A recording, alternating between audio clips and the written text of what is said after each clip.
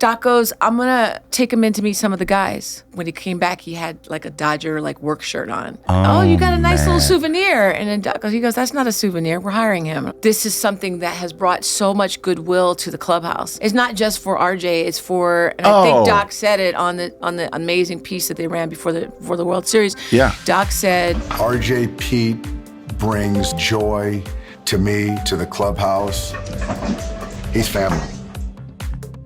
Hey, I'm Greg Grunberg, and welcome to Talk About It, the podcast where we focus on topics that everybody should be talking about, and hopefully they will, or not only talking about, but screaming about. Epilepsy shouldn't keep you from doing anything that you want to do. Talk about it. Talk about it. Talk about it. This season, we are going to continue to talk about living with epilepsy, like my son and millions of Americans who do. We're also going to be looking at other related conditions and causes. Our goal is to knock down, drag out, eliminate stigma, and raise awareness. Oh, and hopefully have a laugh or two along the way. Each of our episodes will feature amazing advocates and champions. We will learn together how to make a real difference in our own lives and in the lives of our communities. Talking about it is important. It's all about connecting. Talk about it. Talk about it. Talk about it. Talk about it. Talk about it. Talk about it. Thank you for talking about it. Thank you for talking about it. New season, new look, new sponsor.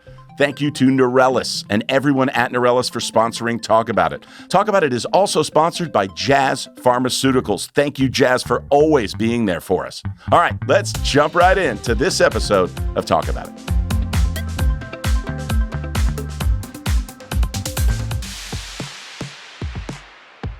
Welcome to a very cool, very special episode of Talk About It. Today's guest is someone so special, so near and dear to my heart. You've known and loved her for decades. She's an accomplished actress, producer, TV personality who's been a part of American pop culture for years with hit TV series and movies and everything in between. But beyond her incredible career, she also is a devoted wife and mother. And along with her husband, former NFL quarterback Rodney Peete, she's built a beautiful, grounded, and inspiring family. Together, they founded the Holly Rod Foundation, doing powerful work to raise awareness and supporting families affected by autism, Parkinson's, and other serious health challenges, inspired in part by their own personal family journey and their journey as parents. And she's honest, strong, funny, compassionate, and deeply committed to using her platform for good. Sound familiar? It's kind of what I'm trying to do. She inspires me to do what I'm doing here at Talk About It, and I am so honored to welcome an amazing woman, an incredible advocate, and a true role model. Ladies and gentlemen, Holly Robinson Peete. This is kind of a long time coming. totally. I mean, we've been trying to do this forever. I've got Talk About It. You've got Holly Rod. Like, we've both been doing the same kind of thing for so long, too. Yeah. I mean, you guys are, this power couple, okay? I'm not going to say that Elizabeth and I are this power couple. Sure but you are. we are. You are. In our own right, we are. That's right. But I just admire, as you know, and I know I have to just say this for everybody, I admire so much what you guys are doing. You have such a beautiful family, all four of your kids. Thank but you. RJ's like, are you kidding me? Yeah, RJ's just, Max Muncy said it, RJ's an incredible human being. Yes. I'm just like, my son. It's mind-blowing who he is. The who he's word- become. It's crazy.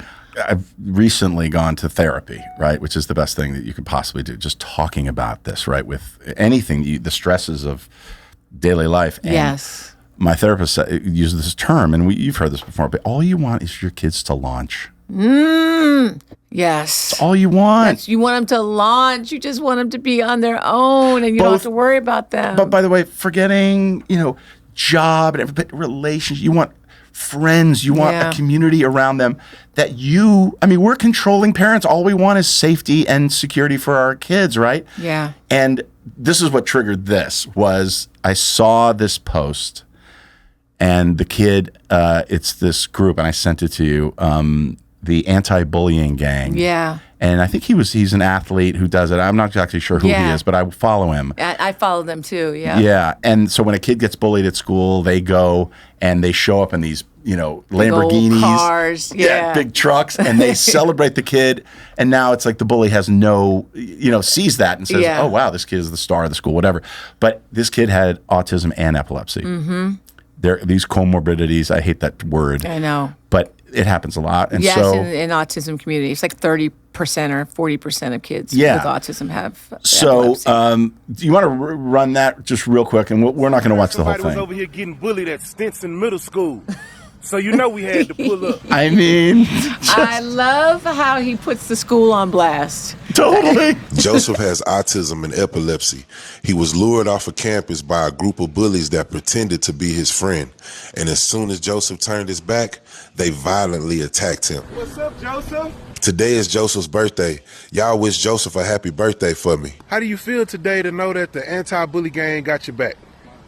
Good. Do you feel like people love you? Yeah. Good. I'm happy you do, because we do. I can't even, this just makes me so angry and so, you have done videos online as a mom when our politicians, I don't want to get political here, but when people say, oh, you have autism, oh, you have epilepsy, oh, you have this, you have that, you're useless, you can't do anything, you can't get a job. You made one video in particular that you were like, oh, is that right? And it was so powerful hearing you just address it. So here's my call to action. If you're going to speak for us, learn from us. Walk into a classroom or a nonprofit or a therapy center or our family's living room, or talk to autistic adults who are thriving, contributing, and redefining what it means to live fully in a world that doesn't accept them. Autism is not a family-destroying tragedy. The negative way that people speak on it, that's the tragedy. What advice do you give for people that see that and get so triggered? Like No, it's so triggering. It's so rage, triggering. Holly. It makes you just want to I think what really stands out about that video and those amazing group of guys that pull up with those cars was when he said how he just wants friends. Yeah. He thought he was going to have some friendships. And RJ went through that. He was in middle school and he wanted to be friends with this group of kids so badly. And they just pretended like they were his friend. They made him do things, though. They made him go in the girls' bathroom. They made him go in the girls' bathroom and say, like, vile stuff he would do to them. So Jake, I'm sure same as RJ, all they want to do is be a part of a group. Oh, yeah. So they're so vulnerable Yeah. to do stuff. They go along. They'll, we've had to several times when Jake was growing up, have to be like, hey, Jake, just he's not or she's not what they think they are. They're Right. just kind of using you. And also you're a celebrity, right? So Yeah. there's that side of Yeah. it. It's weird. So all he wanted was friends. And then this group, did you address it? Did he address it? Like, Oh, yeah. I mean, we addressed it.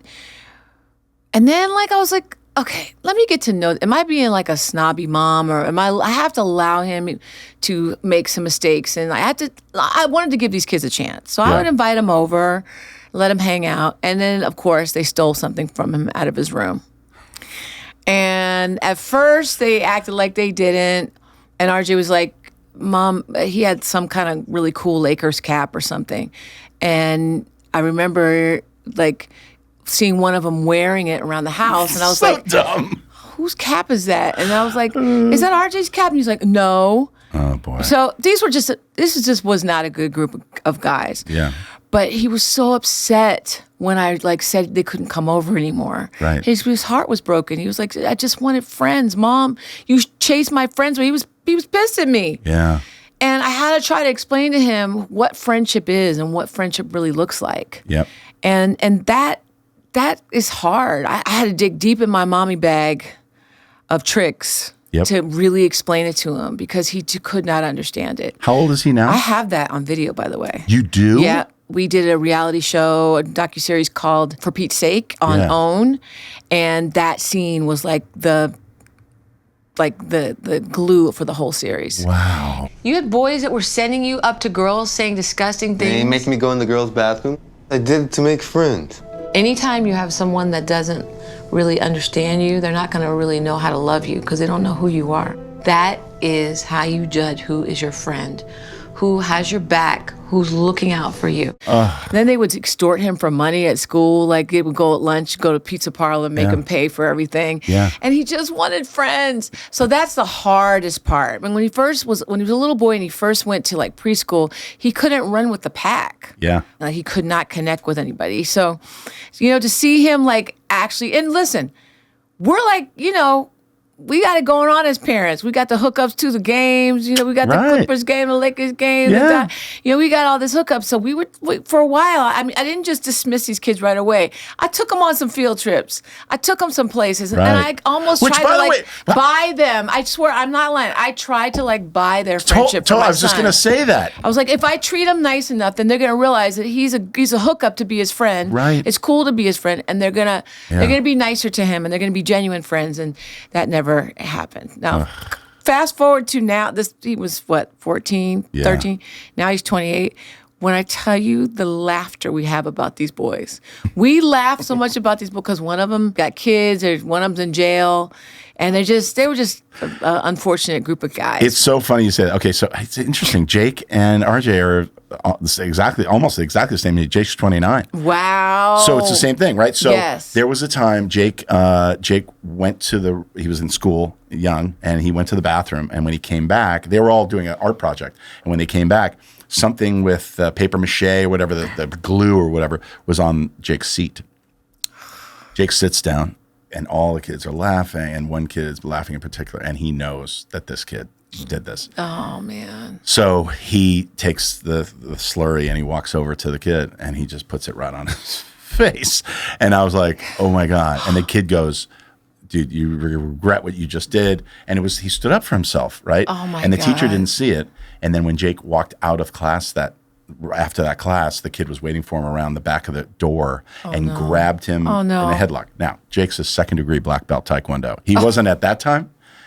Before Jake knew it, he had the kid on the ground. When Jake tells the story, which he's told to Nick, wow. it's like Bruce Lee was going at it. It wasn't like that. It was messy, I'm sure. The school formed a circle. Right, no. I get a call from the school saying Jake picked a fight with this kid and before the whole thing. So it's one of those things where now you look back, it's funny that you say that, and you can laugh at those situations. But when you're in that situation and a bullying, and Jake didn't get bullied, I don't know, did RJ, I would imagine, probably not get bullied that much in school? He did. He got bullied a lot. So bad that with that group of friends in middle school that I took him out. I took him out and put him in a school called Fusion Academy. Oh. And Fusion is kind of like a one-on-one school. It's like homeschooling, but in a building in Woodland Hills. Like, it's a great school, but it's like there's no social life. Right. It's for kids who are being bullied, but it's also for kids who just cannot. School just doesn't work for them. Mm-hmm. Now the school is like a freaking arm and a leg. I had to get like 3 extra side jobs to even afford it. It's so expensive. Yeah. And the crazy thing is, and breaking news, I don't talk about this a lot, but we were like the last semester, we were like, okay, how many more credits does he need to graduate? Because at that point, all I cared about, Greg, was him getting that high school diploma. Of course. Like, he had to get it. Yeah. Then they broke it down. How much it would cost, like the credits of how much it would cost. Like, he only needs this many credits and times this, and the number was crazy. It was like, is he going for a semester at Harvard or what? Like, what are we doing here? It was a crazy number. Yeah. Coming up on Talk About It. So I called Holly and said, we're going to hire him. Just bring him here. We're going to find him a job. Belonging, acceptance, purpose. For RJ Peete, the Dodgers are much more than a team. He's family.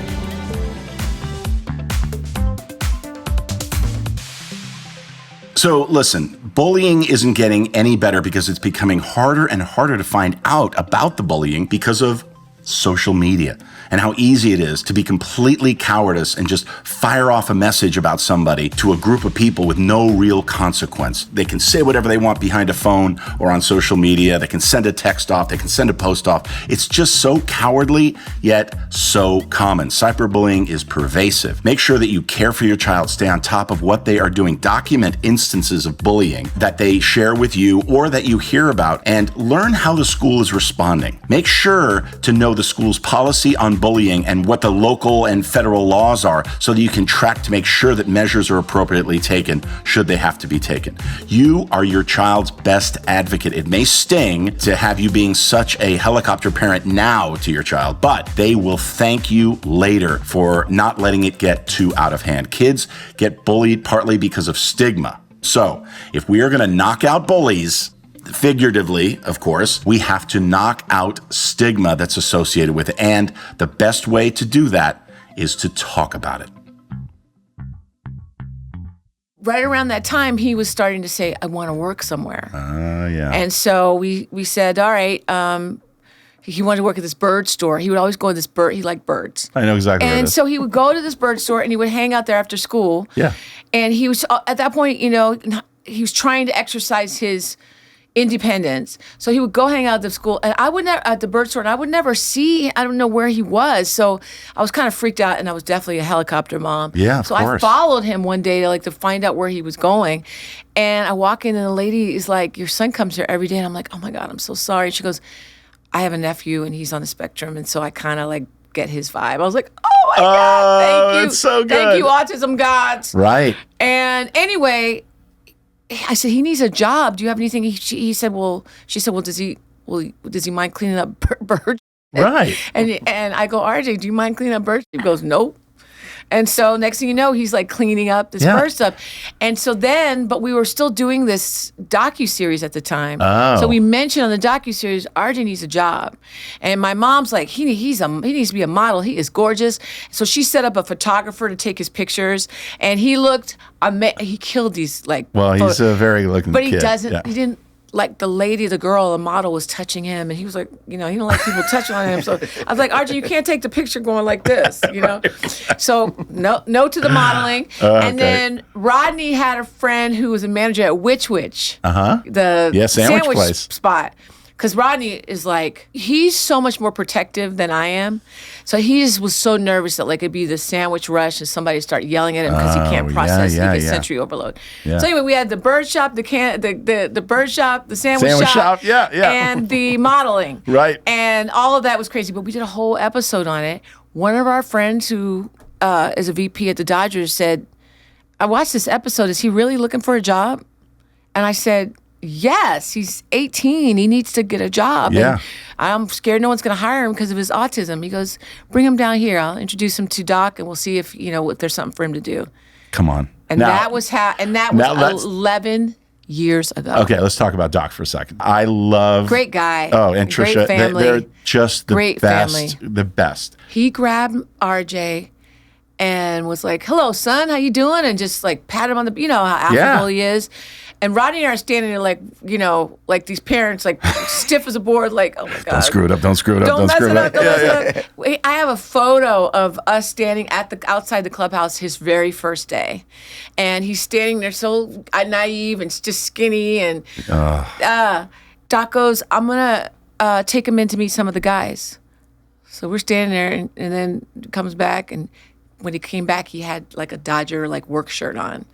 And I said, oh, you got a nice little souvenir. And then Doc goes, he goes, that's not a souvenir. We're hiring him. And I was like, you are? Oh my God. I would have started crying. And then we sat in the parking lot because he didn't drive yet. Right. So we sat in the parking lot. And at one point, someone walked past and goes, you can go home. I'm like, how's he going to get home? He needs a ride. Yeah. So we sat there and waited for him. Of course, I've done that. that. And I drove him to work for the first month and a half. I'm telling you. He sat in the Dodger Stadium parking lot, Greg, and waited for him to come off of work. And I'd be like, am I the most hovering, obnoxious mother ever? No. This is what we do. Yeah. This is what we do. And by the way, if you're listening to this, you're watching this, It doesn't have to be the Dodgers. It doesn't have to be yeah. whatever. Could have been the bird store. I still would have been outside. Exactly. This is what we do. Yeah. And we are the Uber. But for all kids, all 4 of your kids, all 3 of my boys, this is what we do. We run them around, right? But RG's the oldest. He's a twin. Yeah. And then he has 2 younger brothers,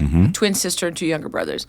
And they were like, you know, swaggy-licious kids, right? Robinson was the home run king in Encino Little League. And, Right. you know, Roman is just Mr. Drip Drip with his earrings and the clothes and the thing, right? And they're socially connected. Yeah. They've got a ton of friends and all that stuff. So they didn't really need that from me, you know? Like, they're going on field trips. RJ never got invited to sleepovers. He never got invited to play dates. So these guys were like, you know, oh, I'm going skiing with such and such in this family. And I'm like, okay. And RJ was just at home, just doing his thing. Now, he's, you know... He's the star. Going to Vegas with Teoscar Hernandez. Right, you know what I mean? right. He's like, it's crazy. Like, you can't even make this up. So he has just taken off for spring training. And I just can't believe it. I'm like, Archie, this is your 11th season. He's It's like, insane. I can't believe it. It's so great. I know. And It's so by the beautiful. way, he is, and you guys are just an inspiration for, like, because there's moments, like, Jake is absolutely head over heels in love. He is? Yes. And all you want is your children to we are not there yet. Okay. I'm telling you, it's going to happen. Oh my gosh. You know, I've been wanting it to happen. He's 28. It doesn't matter. The one time I tried to set him up. Yeah. And it was just a spectacular failure. Because we tried it. Because he's so smart. He knows, you know, that I've been like, oh, so you ready to date? And he'll always say the same thing. I'm not quite there yet. Not quite there yet. And he did a piece for, remember the show Real Sports with Brian Gumbel? Of course. So the very last season, did a story on RJ at Dodger Stadium. And he hates doing these stories. I mean, he wants to do them if the Dodgers are asking him to do it. If Mom asks him to do it, then Mom is doing too much, right? By the way, if you watch the World Series, if you watch any Dodger game, like they'll hit whoever hits a home run, they come in and it's RJ there giving him a hug. Yeah. High five. I mean, he is part of the team. He's it has part been of the for team. years. Yeah. But he doesn't like the attention. He's just not that kid. Right. He's not a show off. He's got 2 rings, about to get his 3rd. I don't think he's ever going, look at my ring. I don't think he's ever said that. Now I'll bring the ring out and be like, look, everybody. Exactly. But Archie's just like, oh yeah. I'm like, Archie, go get your ring. He goes, oh yeah. So you tried to set him up. So I tried to set him up. Sweetest girl you ever want to see was on the spectrum.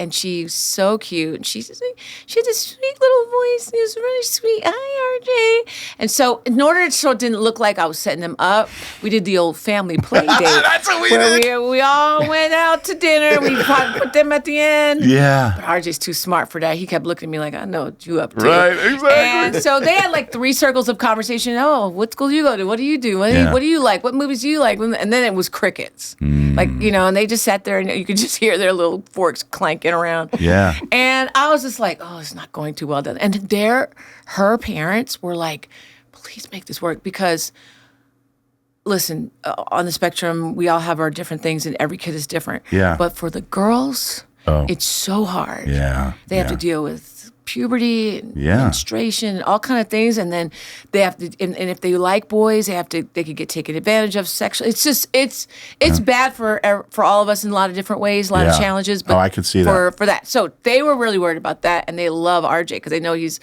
pure as rain and nicest guy, from a good family and from a good family and all that. So we have the dinner, we go home, and then I go, so RJ, what did you think of her? She's so sweet. And he was like, yeah, she's sweet. I said, she's pretty, right? He goes, yeah, she's very pretty. I was like, oh, would you ever want to see her again? He's like, maybe. And I was like, okay. I was like, well, was there something that you didn't like about her? He goes, no. I said, well, what else did you think about her? And he was like, well, her voice kind of hurt my ears. Oh, boy. You know, RJ doesn't know how to lie. He is incapable of lying. Jake, too. Yeah. So there's a lot. We're working on that, by the way, Greg. Right. We're trying to teach him how to lie just a little bit. You cannot go through life and not know how to lie. Right. There are consequences to some of the lies. Yeah. Did you ever watch Love on the Spectrum? Do I watch it? I'm obsessed with it. Okay. Yeah. And matter of fact, I'm so obsessed with it. I was like posting about it so much so that Netflix called me and said, will you do will you moderate our panel? Oh, and wow. at that, and this at this panel, this was season 2. We're gonna announce season 3, and I was like, would I? Are you kidding? And so you did? Oh yeah, I moderated a panel wow. at Netflix at the building, and I was just like fanning out over everybody because they were all there. We gotta and talk. They tried to recruit RJ. Yeah. He said no? hell no. By the way, he doesn't need, although, no, I was going to say he doesn't need it, but what a great way for him to meet somebody. Are you kidding me? It would be awesome. It'd be great. I would, if he even was kind of would do it. He's like, Mom, I can't.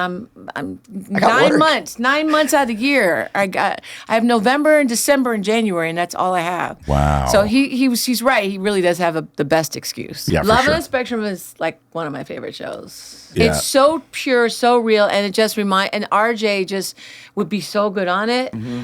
My son plays at Jacksonville University, right? So playing there for his senior year, he got recruited by baseball. So we go, and in the town, there's this coffee shop, and I think it's called Biddy and Bose, and all they do is they hire kids on the spectrum. I love it. It's incredible. I love it. Also, Pizzabilities. I just saw this restaurant called Pizzabilities. They have like 2 or 3 locations. They could open Pizza, P-I-Z-Z-A. Yeah, pizza, and it's a pizza parlor, and everybody working there. Well, this idea of getting them jobs is a big part of our mission at Hollywood right now. Okay. Like we are having job fairs, and we are placing kids in jobs that are not just the bagging groceries jobs, which is fine. Yeah. We love the kid at Gelson's is like my favorite thing to do is go to Gelson's and watch this guy and talk to him, whatever. Yeah, of course. But they can do other stuff. And it just takes a little bit of, compassion, the ability to support and try to help them find their sweet spot. Yeah. But we've placed kids at Outback Steakhouse and CVS Pharmacy and Steak 48. We have a guy over there in Beverly Hills right now. It's like, and so, I'll just every now and then go in and just and then wait on my guy to wait on me and just gush over him like I'm a mom. But I want there to be more RJs. I want there to be more RJs in MLB.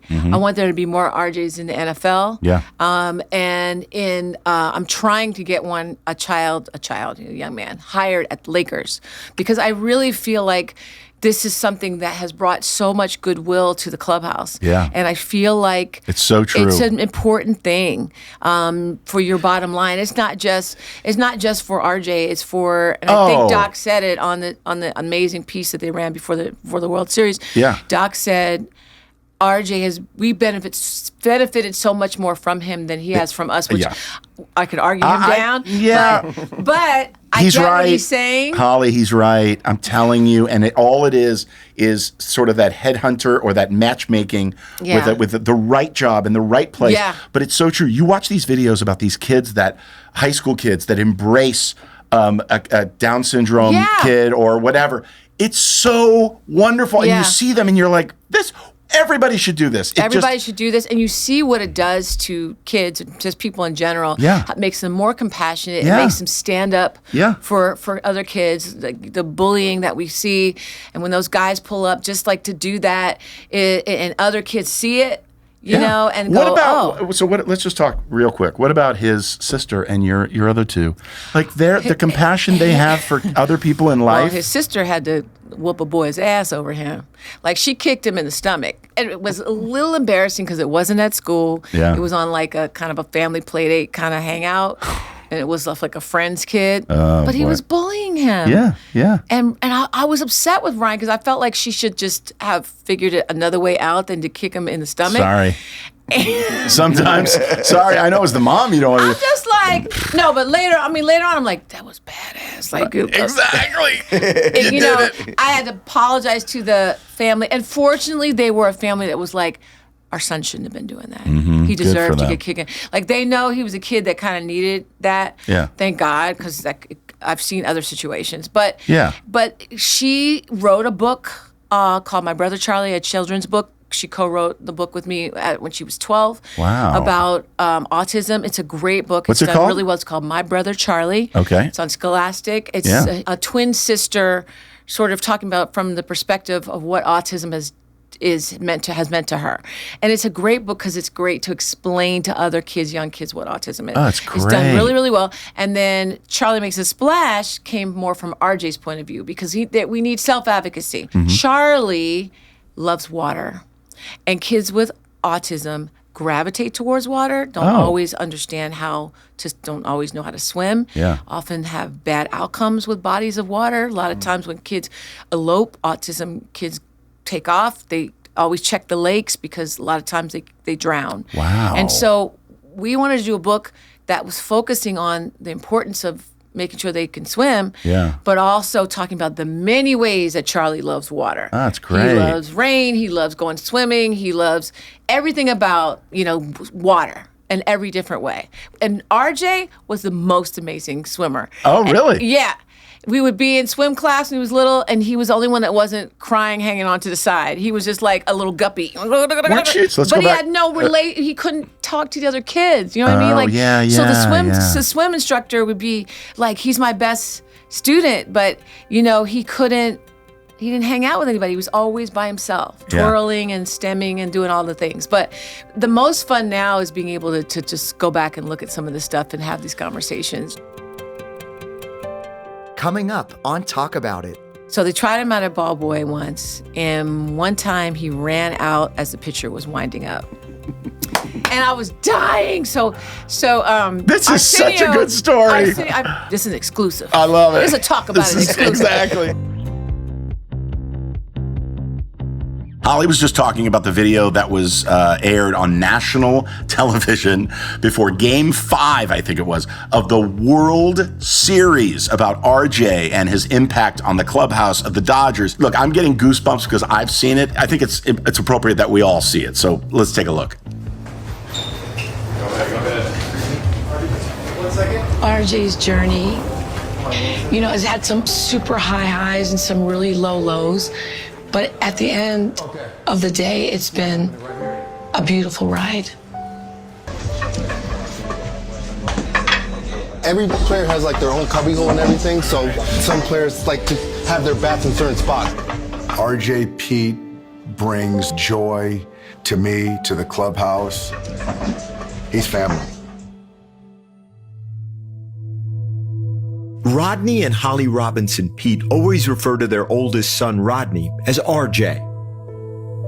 At just 3 years old, RJ was diagnosed with autism. His parents still refer to it as the Never Day. Oh boy, the Never Day. The Never Day was a laundry list of things that RJ would never do.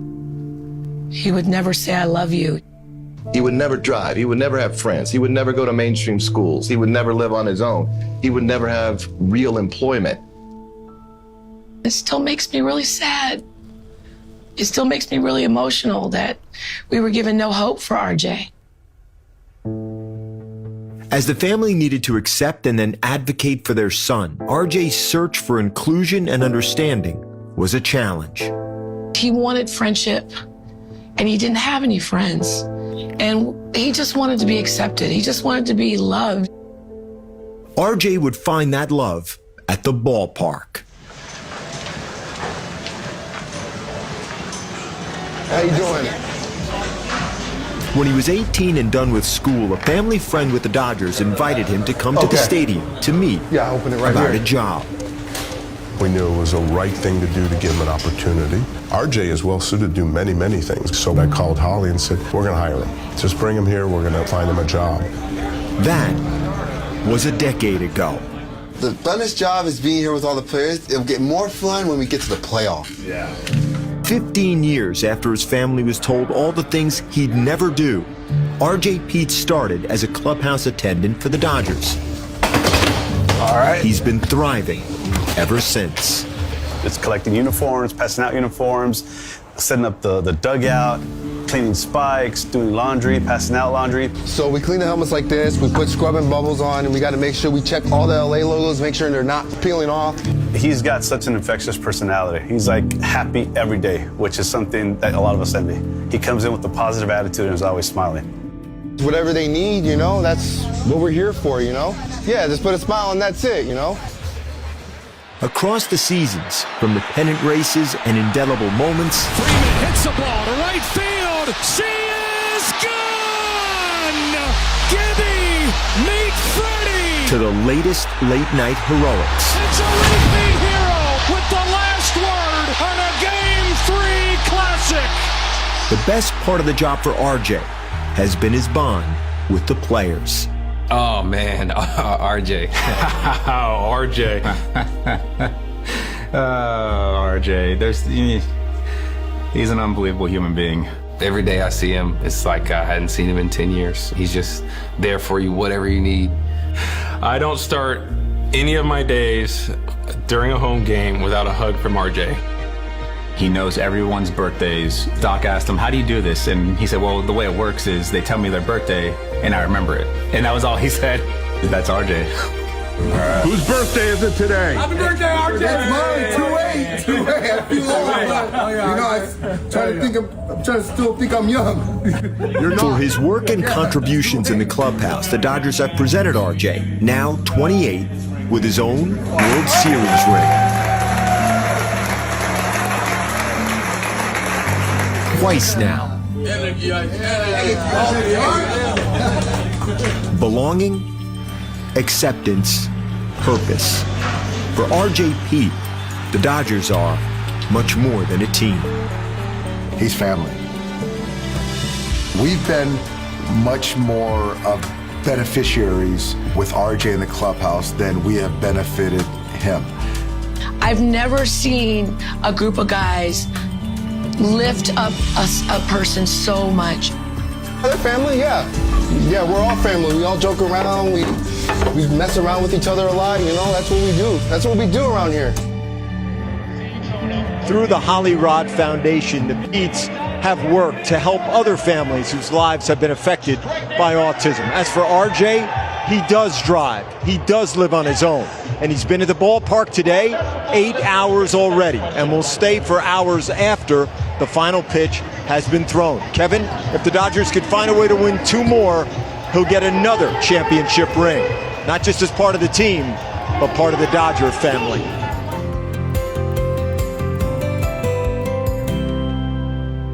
When you're in it, you are in a dark tunnel at times. It's hard. I know, it's so hard. And it's like so hard for Rodney too. Jake's had 2 brain surgeries and we're sitting there going, what is going on? All I want to do is trade places. And then when the diagnosis first happened, let's just, I want, because I know there was a story, you both didn't grab a hold of this and say, all right, let's meet this head on, right? Well, I kind of rolled up my sleeves and became a gangster mom. Right. But Rodney didn't. No. Rodney was in denial for a while. He would be working. He was playing in different football cities, and I was in LA. Yeah. And just because I saw how uncomfortable and sad he was, that he didn't get the kid he expected. Rodney Peete Jr., he thought Rodney was a runner-up for the Heisman Trophy. Yeah. My son's going to win it. You know what I mean? Like, he had a dream. Of course. And he's your first. And he's the first. And his namesake. So he was bummed and couldn't process it. And I remember trying to turnkey it for him, getting books, highlighting the passages in the book, dog-earing pages, setting this up, sending him packages. And when he was playing for the Raiders, I remember sending it to Oakland and going up to Oakland and damn package isn't even open. Wow. He could not do it. Yeah. He couldn't talk about it. All the other kids' sons are running around collecting autographs and throwing the ball, and RJ was twirling around and, just talking to himself. And the other kids were like, what's wrong with that kid? And Rodney was just gutted. But when he came around, he really came around. Yeah. He mainly came around because I told him I was going to divorce his ass if he okay, so that's, look, these things, if we're really going to be honest. Well, let's talk about this, because these things either cement couples forever or tear them apart. And we've seen how many people get torn apart. And by the way, whatever not works everybody for can you. handle it. Exactly. And sometimes, it's like I can do bad all by myself. Right. I don't need you. But because you're dealing with something difficult, you don't need more pressure and opposition. If you're not on my team, not to be corny, but we needed a quarterback. Yes. And if you weren't going to be my receiver or my lineman, then you can sit on the bench. So you had those discussions. I'm sure you had those discussions. And also, by the way, I was very mean, Greg. Well, I could have been nicer. I've seen your acting. I could have been nicer. It's not very far from. I'm just saying, I could have been nicer. But this is your child. He wrote a book called Not My Boy, a father's journey with autism. I can forget the subtitle, but it's Not My Boy. And in this book, he really just laid it all out how hard it was for him. Wow. And I loved that Yes, for him. And I love that. And when he did that, I was like, okay, you know, you're doing something. When he wrote this book, to be this macho football player and to be telling that I was in denial and I had to tweak my expectations for my son so that I could. And it was such a good message for other dads, especially, listen, Black dads. I mean, it doesn't really matter your skin color, but a lot of times in Black communities, autism is just, you don't talk about it. Yeah. You don't, and it's like that in Asian communities and Latino. Every community. But there's something about Black folks. Yeah. Very, very, it's very is. taboo. And so for this Black man quarterback to talk about this, it was a big deal.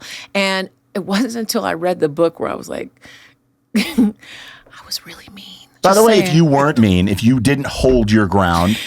I didn't realize I was that bad. I was really bad. Yeah. And he was like, but honey, he's so like, but honey, you had to be, because I wasn't coming around. Yeah. But all's well that ends well. Yeah, by the way, 30 years later, we're still here. Yeah, quarterback needs a tough coach sometimes. Listen, you know what I'm saying? he was coachable. Just early on, he was. Right, exactly. So I was able to draw up those plays, baby. Yeah, he followed the game plan. Do you remember when it clicked, when it was like, okay, we are on the same team now? Oh, yeah. It was, I mean, like it happened yesterday. It was part of the main part of dealing with autism and all the therapies and stuff fell on me because Rodney was playing in the NFL. Oh, sure. So he did have to be like this, and like it was hard for him to like he couldn't really focus on it. It's just so I would set everything up for him, right? And so there was a therapy called Floor Time I think they've morphed it and just calling it something else now. This was 20-something years ago, but.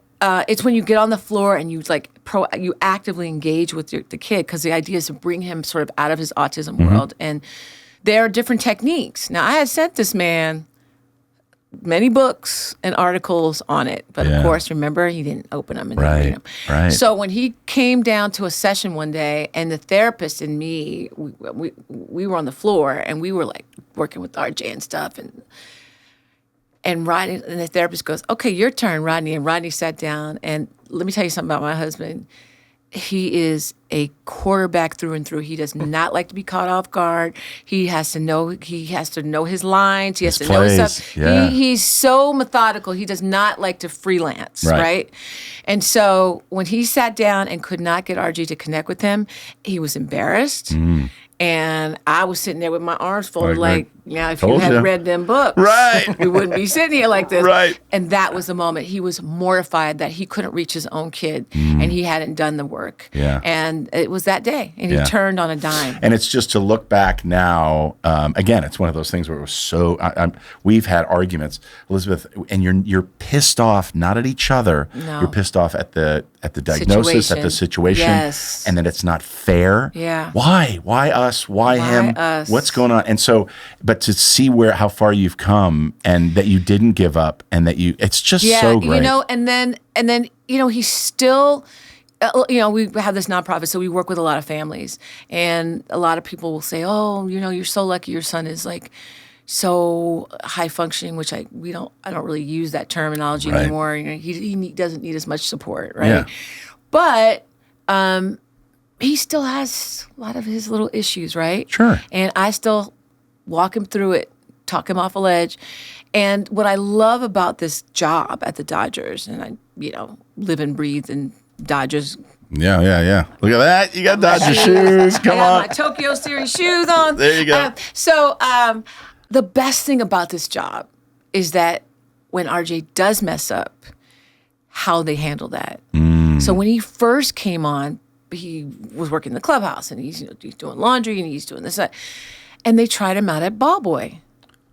Now, ball boy, you think is an easy job. Oh, no. It's timing. Yeah. You got to watch the umpire. You got to watch the pitcher. You got to, now, you know, he's got tension things going on here and focus things and, you know, a lot of stuff happening. So they tried him out at ball boy once, and one time he ran out as the pitcher was winding up. When I tell you, that is the best. I was there. I was sitting, but I was sitting over the visitors' dugout.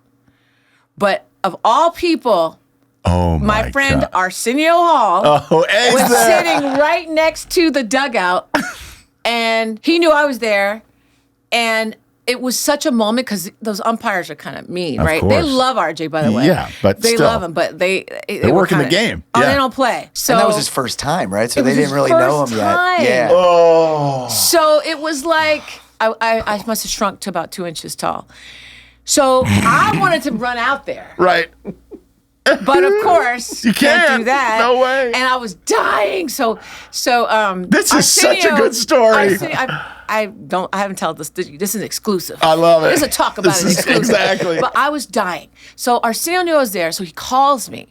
So I take his call. I'm like, he goes, calm down, take a breath. He's okay. He's okay. I love Arsenio and I was so like, much. oh my God, I can't believe this is happening. They're gonna fire. My first thought was they're gonna fire him. Of course. And he's gonna be devastated. Of course. And so after the game, I call him and he goes, Mom, I think they're gonna fire me. I said, babe, they're not gonna, I don't know that they're not gonna fire him, but I'm like, they're not gonna fire you. So I say to him, I call the VP over there and go, did you see that? And he goes, yeah, he won't be ball boying anymore. I was like, oh my God. And then I was like, but we're gonna put him in the clubhouse. He's good in the clubhouse, right? And he goes, it's a hard job, but he tried. I said, okay, what did Dave say to you? And he said, you f***ed up, son.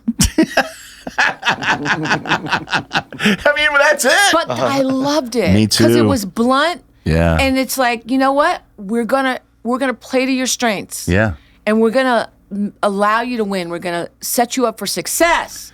Now, any other person, he could have gotten fired. Yeah, Dave Roberts, we love you, man. We love I can't him. wait. I love literally him. cannot wait. We have to take a picture. I'm gonna send it to Dave. Yes, tell him I told him of the ball boy situation. And you effed up, son. And that was, and then to cut to season 10. Yeah. And that piece that they ran before Game 5 of the World Series, which was insane. Insane. And Dave saying, RJ is family. Oh my God. I got to tell you, when I watched that, I have to tell you, just because, I can relate so much. Yeah. And we want I was so proud for him. Yeah. I was so proud of you guys, parents. Thank he doesn't you. get where he is. I'm sorry. I don't care what kind of connections you have. I don't go to. It's what you've instilled in your kids and the parents that you are, Holly. I will I will receive my flowers. Please do. But all I will say is that he has to go to work every day, and his job is tough. Yeah. It's not glamorous. Yeah. It's 2 a.m. unloading trucks. Yeah. It's loading trucks back up. Yeah. It's laundry. By the way, how come he can do a laundry for an entire team, but he can't wash one pair of drawers? He's like, Mom, I don't know what. I can't. This is the most complicated washing machine you have ever seen. Of course. It's coordinates and Yeah. and he's like, but this one little push and wash Right. you can't do. You can't do. No way. No But way. anyway, so I know for a fact that he goes to work every day, but he also masks. Mm-hmm. He masks all day long. Yeah. And what that means in autism terms is that he has to sort of pretend that he's feeling okay. Yeah, which is exhausting. And it's very hard and it's exhausting. And what he does to get himself right every day after work is jump on the trampoline. So he's been jumping on this trampoline since he was 4 years old. Interesting. But now he's 28 and he busts through these trampolines now because, he's got to, and so I have gone, we're on our 7th trampoline. By the way, spring free trampoline. Can you send us some more, please? Yeah, exactly. Well, come on over to our house. We have a trampoline at grass level. Oh, you have the grass level one. Grass level. We dug a hole and we put the trampoline in the ground. So we have I want to say it's like the Maybach of I bet. trampoline. It's insane. And that just sort of, he can. Oh my God, jumping relieves tension so great. and it brings their body back to home base again. Okay, unfortunately this is it for time. But will you come back? Can you plug? First of all, we got to do more. We're doing a lot together, but we got to do more with the PSAs and stuff. Yeah. And Can you then plug the website real quick? Yes. Yes. Check out hollyrod.org. We're so proud. Our website is all revamped and moving and shaking and looking good. We have so many cool events that we do. This mainly is at our big gala. And yes, it's very star-studded, but we have a lot of real cool people there. Are there chapters around the country? We work with different organizations around the country. We're based in LA, but we work nationally. We do something called Jump Night with RJ. Speaking of jumping, at Sky Zone, and then we just shut it down for autism families, and we do that at aquariums too. Wow. It's just a way for kids to go, families to go without judgment. Yeah. No, it's great. And these are places that made RJ feel good. Yeah. So thank you for being on the show. Thank you, Greg. You're the best. Thank you for talking about it. I love you so much. All right. That's this episode. And I don't know how we top this, but we will definitely get Holly back on another episode. Oh, I'll be back.